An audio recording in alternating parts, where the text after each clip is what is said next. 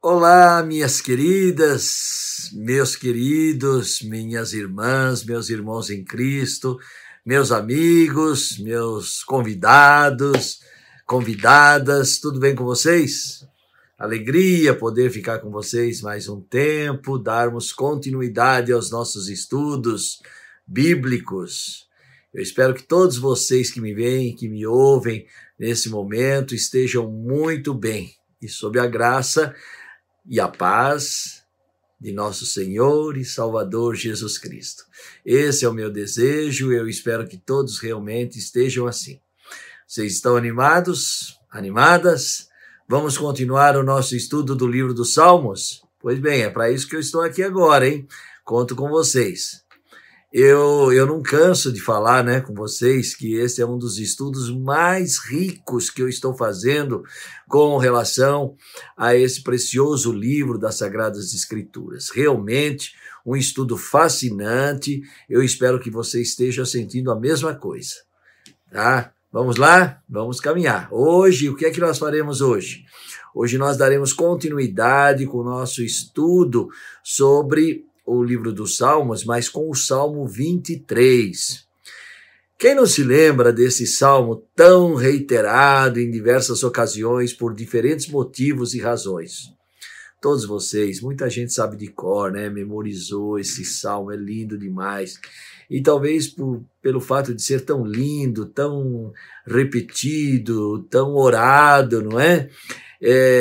Foi escrito pelo rei Davi, ele é também conhecido como Salmo de Confiança, tá bem? Então vamos em frente. Mas como sempre, antes de iniciarmos a nossa reflexão, teremos um tempo de oração a Deus. Vamos orar? Senhor nosso Deus, nosso Pai querido, que alegria podermos dar continuidade a este estudo tão rico da Tua Santa Palavra, especialmente sobre o Salmo 23. Obrigado por esse privilégio que temos de estar contigo neste momento, nesses minutos que passaremos juntos com tantos irmãos em Cristo. Obrigado, Senhor, por esse privilégio. Obrigado pela responsabilidade que Tu também nos conferiste, Senhor. Mas sabemos que tudo isso só é possível porque temos a inspiração do Teu Santo Espírito. Cremos nisto. Fica conosco nesse momento, Senhor, dando-nos a Tua orientação para que possamos aprender cada vez mais da Tua Palavra e compartilharmos esse conhecimento com tantos irmãos que nos veem neste momento. Muito obrigado, Senhor. Nós te agradecemos e te pedimos tudo isso no nome santo de Jesus, o Teu Filho amado, o nosso único e suficiente Salvador. Amém. Amém, amém, queridas e queridos. Bom, eu sei que muitas pessoas, como eu disse há pouco, conseguem recitar esse salmo de cor. E são muitas as pessoas que memorizaram esse salmo e conseguem reproduzi-lo completamente, né, sem nenhum erro. Mas mesmo assim eu considero importante fazer a leitura, né? É bom porque a gente concentra na leitura. E a descrição que vai na tela agora é muito importante para que você acompanhe. Se você quiser acompanhar pela sua Bíblia, também pode, sem nenhum problema, tá bem? Nós estamos fazendo a leitura da Bíblia na linguagem, na Almeida, Revista e Atualizada, né? Você pode fazer na linguagem de hoje, outras versões, não tem problema. Pois bem, vamos lá? Leiamos então. O Senhor é meu pastor e nada me faltará. Ele me faz repousar em pastos verdejantes. Leva-me para junto das águas de descanso. Refrigera-me a alma. Guia-me pelas veredas da justiça por amor do seu nome. Ainda que eu ande pelo vale da sombra da morte, não temerei mal nenhum, porque tu estás comigo, o teu bordão e o teu cajado me consolam. Preparas-me uma mesa na presença dos meus adversários. Unge-me a cabeça com óleo, meu cálice transborda. Bondade e misericórdia certamente me seguirão todos os dias da minha vida, e habitarei na casa do Senhor todo o sempre. Amém? Lindo, né? Emocionante. Queridas e queridos, antes de iniciarmos essa reflexão específica sobre esse salmo, como sempre eu gosto de fazer, vocês já me conhecem, quem assiste às minhas aulas há muito tempo sabe disso, eu gosto de fazer algumas reflexões sobre alguns conceitos muito importantes que enriquecem a nossa leitura, o nosso estudo e o nosso aprendizado. Então, eles serão muito úteis para entendermos bem este salmo, tá bem? Eu considero ser um dos mais conhecidos e repetidos, mas mesmo assim ele é bastante rico e toda vez que o lemos a gente sempre aprende alguma coisa. Nós vamos falar sobre três palavras.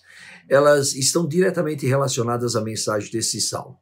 E os conceitos ligados a essas palavras, eles devem ser bem assimilados, porque se nós não assimilarmos bem esses conceitos, nós não vamos entender a mensagem desse salmo. Entender o que Deus tem a nos falar por meio deste estudo de hoje, tá bem? Quais são essas três palavras? Fé, fidelidade e confiança. Bom, fé, fidelidade e confiança são substantivos. Quais são os verbos que estão ligados a esses três substantivos? No substantivo fé, nós temos o verbo fiar.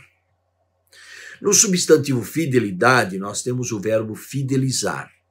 No substantivo confiança, nós temos o verbo confiar. E algo que é muito interessante com esses três substantivos e, consequentemente, com os três verbos, é que os conceitos ligados a eles, na verdade, provêm de um conceito básico, expresso pela palavra latina fides, traduzida para o português por fé. Por isso que nós partimos desses conceitos, sabe, meus irmãos e minhas irmãs? Nós temos que entender e assimilar bem esses conceitos. Então, nós podemos até trabalhar separadamente com esses três conceitos, mas o que nós temos realmente é um único conceito ligado a este salmo, muito profundo e ao mesmo tempo muito abrangente. Então vamos fazer o seguinte, nós vamos estudar separadamente e depois nós vamos juntar para mostrar aquilo que eu estou dizendo para vocês agora, tá bom? Então vamos começar pela primeira palavra, a palavra fé. A palavra fé, então, como eu disse há pouco, em latim, aparece como fides. Mas essa palavra, originalmente, ela vem do vocabulário grego, pistis ou pistia, tá? Pistis ou pistia. Essa palavra, ela foi também traduzida para o português por meio de outras expressões, como, por exemplo, crer, acreditar de forma irrestrita. Então, não é simplesmente crer ou acreditar, mas é crer ou acreditar de forma irrestrita, tá claro? É isso que nós temos que entender. Então, essa palavra originalmente é grega e foi traduzida para o latim como fides e depois veio para o português como fé. Então, assim sendo, fé pode ser entendida como crer ou acreditar de forma irrestrita. Olha que junção que nós já fizemos. O conceito grego com o conceito latino e em português. Então, fé pode ser entendido como crer ou acreditar de forma irrestrita. O que quer dizer isso? Quer dizer que é sem contestação. Quando eu digo que eu tenho fé, eu devo fazê-lo sem o uso das conjunções adversativas. Lembram delas? Mas, porém, contudo, todavia. Quer dizer, então, eu não posso impor condições prévias. Eu não posso dizer, por exemplo, eu tenho fé, mas... Eu tenho fé, porém... Eu tenho fé, contudo... Não, então não é fé. Você está simplesmente externando uma crença. Você crê em alguma coisa com alguma condição. Mas quando esta crença é irrestrita, ela não tem condição. Ela não depende de nenhuma condição. Então, isso não serve para o caso. Tá? Ter fé é crer ou acreditar sem nenhuma dúvida. Vamos lembrar um pouquinho a carta aos Hebreus? Vamos lá, vamos pegar o capítulo 11, os 3 primeiros versículos da carta aos Hebreus. Vamos lembrar, tem muita gente que também sabe de cor. Vamos ler? Está aí, no quadro. Ora, a fé é a certeza de coisas que se esperam, a convicção de fatos que se não veem, pois pela fé os antigos obtiveram bom testemunho. Pela fé entendemos que foi o universo formado pela palavra de Deus. Estão percebendo? Então, ou eu tenho fé ou não tenho fé. Se eu creio com alguma condição, não é fé, é uma crença. A gente usa muito essa expressão, olha, eu creio que vai acontecer isso, eu creio, eu penso que vai... Não, tudo bem, mas são condicionais. Não, fé não tem condição, tá bem? Então, como a gente vê, né, toda vez que nós professamos a nossa fé, nós o fazemos sem condições. Aliás, quando fizemos a nossa profissão de fé no altar perante a igreja, nós sempre externamos exatamente este sentimento. Tá bom? Tá claro? Bom, vamos guardar isso aí. Vamos pegar a segunda palavrinha. Fidelidade. Fidelidade é uma outra palavra que externa um conceito. Fidelidade ou fidelitas em latim, né?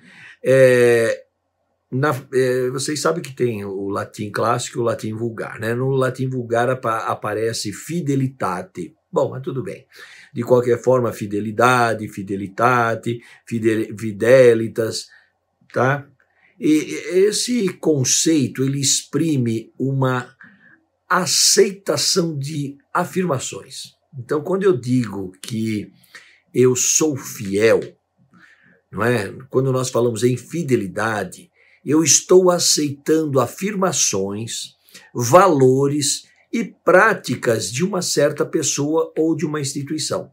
Então, por exemplo, eu falo em fidelidade junto à minha esposa, aos meus filhos, fidelidade à minha família, à instituição família, às pessoas, minha esposa, meus filhos, meus netos, enfim, todos os meus parentes. Eu tenho fidelidade pessoal, tenho fidelidade aos nossos pastores, pastoras, tenho fidelidade aos oficiais da igreja, tenho fidelidade à nossa igreja, instituição, tá certo?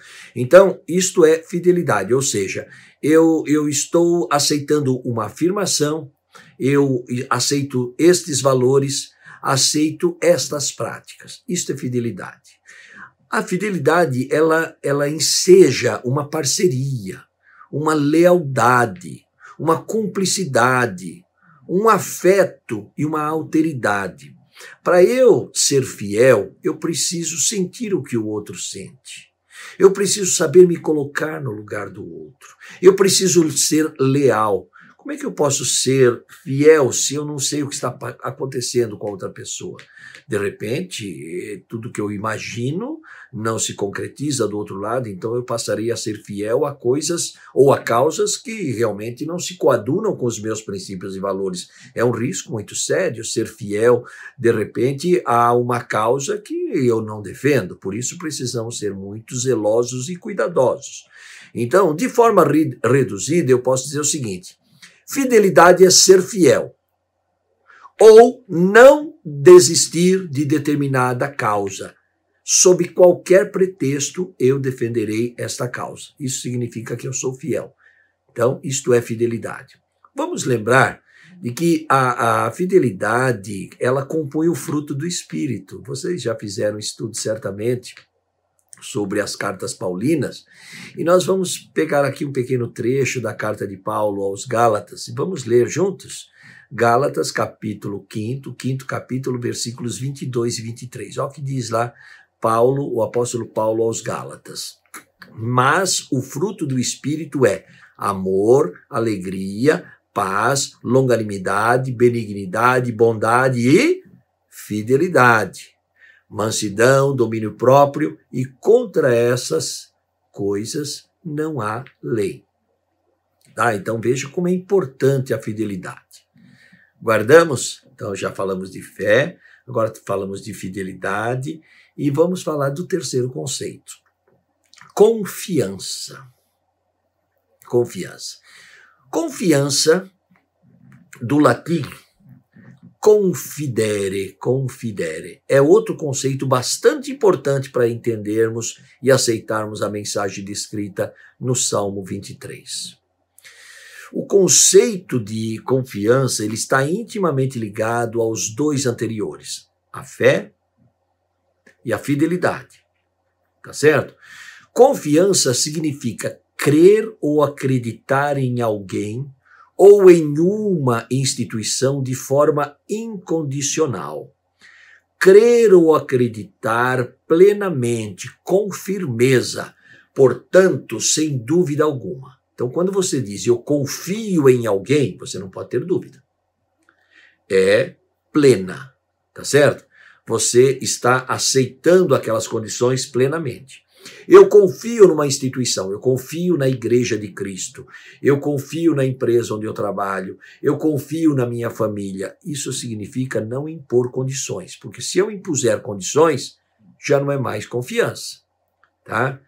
Então, eu tenho que lembrar, vejam bem, que o verbo confiar, ele exprime o conceito de confiança e que pressupõe antecipadamente o conceito de fé e fidelidade. Eu não posso pensar em confiança se eu realmente não entendo o que é fé e o que é fidelidade. Aí vocês estão percebendo como as coisas se juntam, como eu disse agora há pouco, que o conceito é profundo e amplo. Portanto, fé, fidelidade e confiança acabam se juntando. Sem ter fé, sem ser fiel, eu não posso confiar. Olha aí. Verbo fiar vem de onde? Do substantivo fé.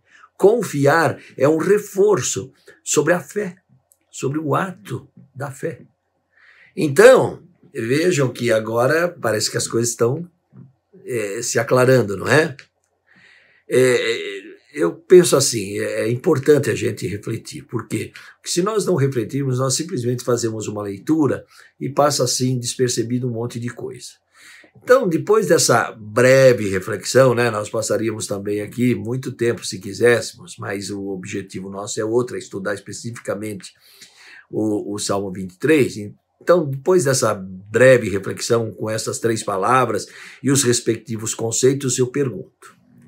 Preste atenção na pergunta, hein?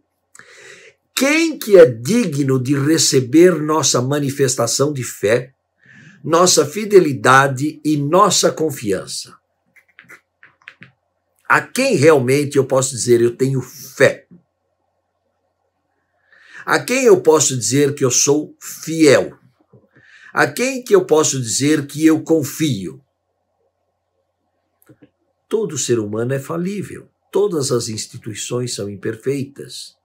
Então, quando eu manifesto fé, fidelidade e confiança, por mais que eu leve em consideração todas as ponderações que eu fiz há pouco, eu sempre corro o risco de não atender plenamente aquilo que foi pré-estabelecido como conceito, como palavra.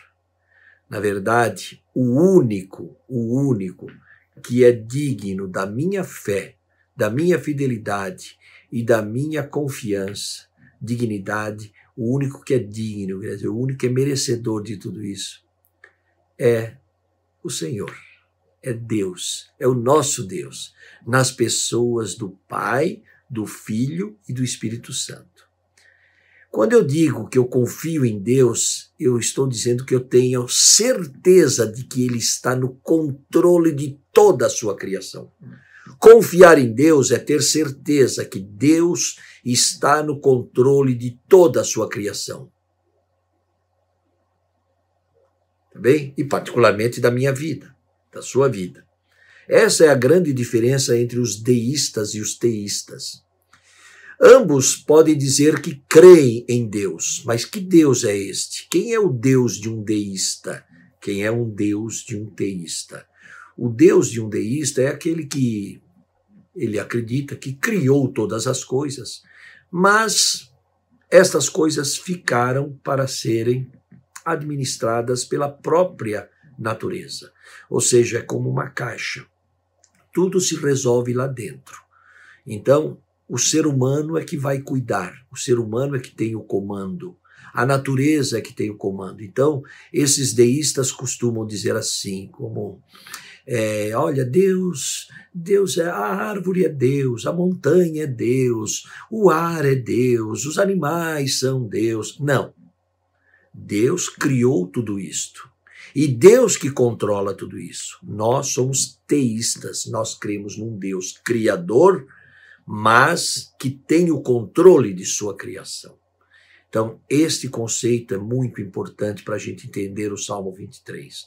Tá certo? Vamos lembrar rapidamente também nesta reflexão de uma passagem que todos vocês conhecem também, que está no livro de Provérbios. No 3º capítulo do livro de Provérbios, o 5º e o 6º versículo. Vamos ler? Está aí também, para lermos juntos. Confia no Senhor de todo o teu coração e não te estribes no teu próprio entendimento. Reconhece-o em todos os teus caminhos e ele endireitará as tuas veredas. Viu? O que significa confiar? Confie no Senhor de todo o teu coração e não te estribes no teu próprio entendimento. Reconhece-o em todos os teus caminhos e ele endireitará as tuas veredas. Gente, isso é confiança. Tá bem? E nós temos também uma outra passagem no Novo Testamento que não é menos importante que essa e nem menos valiosa que essa. Elas se complementam. É uma passagem muito linda também, escrita pelo apóstolo João na sua primeira carta universal, na sua primeira epístola. Primeira carta de João. Então vamos lá? Vamos ler lá. 5º capítulo, versículos 13 e 14. 1 João, capítulo 5, versículos 13 e 14. Estas coisas vos escrevi, a fim de saberdes que tendes a vida eterna, a vós outros que credes em o nome do Filho de Deus. E esta é a confiança que temos para com ele, que se pedirmos alguma coisa segundo a sua vontade, ele nos ouve. Que coisa! Que segurança tenho em ti. Segurança na confiança. Tá certo? Então, bem depois de tudo isso, a gente já vai remoendo, vai pensando bastante. Eu acho que agora ficou mais claro o Salmo 23, não é? Você se lembra que o Salmo 23 está naquele primeiro volume do livro dos Salmos. Lembra que quando nós fizemos um estudo algumas aulas atrás, nós falamos que o livro dos Salmos está dividido em 5 volumes e o Salmo 23 está no primeiro volume. Então, ele se caracteriza como? Ele se caracteriza pela identificação do seu autor. Então, quem é o autor do Salmo 23? Nós não temos dúvida, existem registros muito sólidos para isso. Foi escrito pelo rei Davi. E o tema específico que nós temos aí é confiança. Por isso que é chamado Salmo de Confiança. Vocês se lembram que eu comentei com vocês também em algumas aulas atrás que eu tenho lido uma obra escrita por João Calvino que se chama Comentários Bíblicos. Pois bem, no primeiro volume nós temos um comentário específico de João Calvino. Vocês me perdoem, eu quero fazer essa leitura com vocês junto, tá bem? Ela vai ficar na tela aí, vocês vão acompanhar. Veja o que João Calvino fala sobre o Salmo 23. É muito importante para nós. Vamos ler? Essas palavras são de João Calvino. Este salmo não se acha nem entrelaçado com orações, nem apresenta queixas de misérias com o propósito de se obter alívio. Contém simplesmente uma expressão de gratidão à luz da qual evidencia-se que foi composta quando Davi granjeou a posse pacífica do reino e vivia em prosperidade e no usufruto de tudo quanto pudesse desejar. Portanto, para que não vivesse no tempo de sua grande prosperidade, como os homens mundanos, os quais, quando parecem viver afortunadamente, sepultam a Deus no esquecimento e concupiscentemente se precipitam em seus prazeres, ele se deleita em Deus. É interessante essa reflexão, né? Quer dizer, a gente vê isso, que muitas pessoas ficam orando a Deus, orando, quando Deus atende, aí eles esquecem de Deus. Não, Davi nesse salmo mostra o contrário, que ele orou, ele conquistou muitas coisas e agora ele está agradecendo a Deus, ele está reconhecendo a soberania de Deus, ele continua confiando em Deus, né? Então ele diz o quê? Que o autor, Deus é o autor de todas as bênçãos de que ele desfrutava. E não só reconhece que o estado de tranquilidade no qual ora vive, ou na época, né, bem como a isenção de toda e qualquer inconveniência e desventura, era devido à benevolência divina, mas também confia em que, através da divina providência, ele continuará feliz, mesmo no encerramento de sua vida terrena. E por isso termina dizendo que poderia gastar-se na prática de seu culto perfeito. Então é interessante a gente fazer esta leitura, porque a gente percebe que muitos salmos são salmos de lamúria, salmos de pesar, busca de conforto, de consolo. Aqui não, aqui é um salmo de confiança, de vitória e de perseverança naquele que já nos deu muitas vitórias e que continuará a nos dar. E mesmo quando eu não as tiver, eu me resignarei e entenderei que é o propósito de Deus na minha vida. Vamos pegar o texto do Salmo 23 novamente. Agora eu vou fazer uma leitura e fazer uma breve reflexão, um breve comentário em cima de cada versículo, ou de 2 versículos seguintes. Vamos ler. Vamos lá, novamente. Primeiro versículo. O Senhor é meu pastor, nada me faltará. Olha que coisa impressionante. O Senhor é meu pastor, nada me faltará. Não está escrito assim, o Senhor é meu pastor e terei quase tudo. Não, nada me faltará, ou seja, terei tudo. Tudo que eu preciso, Deus sabe. Então, o que significa isso, se não confiança no sujeito? Quem é esse sujeito? Deus, confiança em Deus. Confiança no sustento dele. Certeza de que Deus nos supre plenamente, material e espiritualmente. Estão vendo? O Senhor é meu pastor, nada me faltará. Confiança plena no sustento pleno. Vamos ler o 2º e o 3º versículo juntos. Ele me faz repousar em pastos verdejantes. Leva-me para junto das águas de descanso. Refrigera minha alma. Guia-me pelas veredas da justiça por amor do seu nome. Nesses 2 versículos a gente pode ver o quê? Que nós vemos a confiança do salmista num Deus que nos dá alento, paz, calma, conforto espiritual. Olha lá, refrigera minha alma.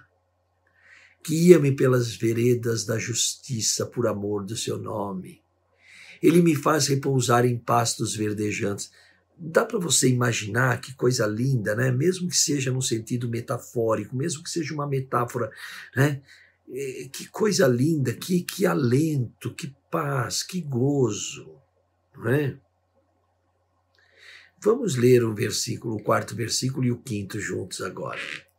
Ainda que eu ande pelo vale da sombra da morte, não temerei mal algum, porque tu estás comigo, e o teu bordão e o teu cajado me consolam.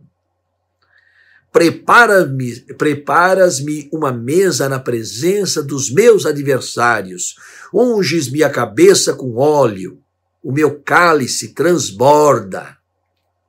Então vocês estão percebendo que no 4º e no 5º versículos, né, o salmista nos dá uma grande lição de temperança e de esperança.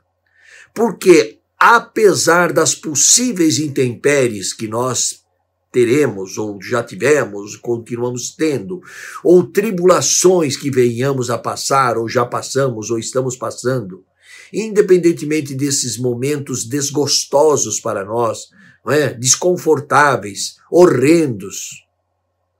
Mesmo que a gente tenha perdas sociais, perdas familiares, perdas materiais, Deus não nos desampara.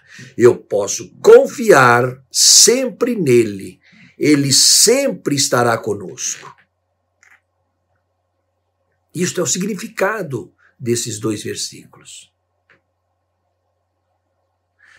O último versículo do Salmo. Bondade e misericórdia certamente me seguirão todos os dias da minha vida, e habitarei na casa do Senhor todo sempre. Nesse último versículo, novamente, nós destacamos o quê? A confiança num Deus zeloso, bondoso, misericordioso e que já nos preparou uma morada eterna, celestial, junto com Ele. Como é gostoso ler um salmo e entendê-lo desta forma. Vocês perceberam? Por isso que eu gosto de fazer aquelas reflexões para entender o que é fé, o que é fidelidade e o que é confiança. Isto tudo está resumido no Salmo 23. Lindo, não acho? Puxa vida, que salmo maravilhoso! Uma palavra de alento, de esperança, de confiança na soberania de nosso Deus sobre nossas vidas. Nós podemos finalizar essa nossa reflexão de hoje, esse nosso encontro, com uma outra grande pérola da palavra de Deus, que se encontra lá no Salmo 37. Nós já estudamos o Salmo 37, né? Vamos lembrar? Muito bem. Olha lá, confia no Senhor e faze o bem. Habita na terra e alimenta-te da verdade. Agrada-te do Senhor, e Ele satisfará os desejos do teu coração. Entrega o teu caminho ao Senhor, confia nele e o mais Ele fará. Amém, minhas queridas, meus queridos. Que alegria, não? Que bom. Bom estarmos juntos. Que Deus, nosso único e supremo Senhor, nos ajude a confiar nele e termos nossa fé fortalecida cada vez mais pelo próprio autor e consumador da fé, Jesus. E com isto, continuaremos a ser fiéis a Ele, continuaremos a confiar nele em tudo que viermos a fazer. Tá bem? Um forte, um fraterno abraço, um beijo no coração de cada uma e de cada um. Leiam novamente o Salmo 23, reflitam sobre ele. Vamos orar? Senhor nosso Deus e nosso Pai querido, que alegria podermos concluir mais esta reflexão sobre mais uma porção rica da Tua Santa Palavra. Obrigado, Senhor, por estas palavras de alento, de conforto, de segurança. Assim, Senhor, depois de tudo isso, certamente a nossa fé se fortalece. Certamente seremos mais fiéis a Ti, Senhor, e certamente confiaremos cada vez mais em Ti. Fica conosco, Senhor, dando-nos paz e alegria, amor, para sempre, Senhor. Nós te pedimos hoje, para nós, para toda a nossa igreja. No Teu nome santo de Jesus é que nós te pedimos e te agradecemos. Amém. Amém? Tchau, gente querida.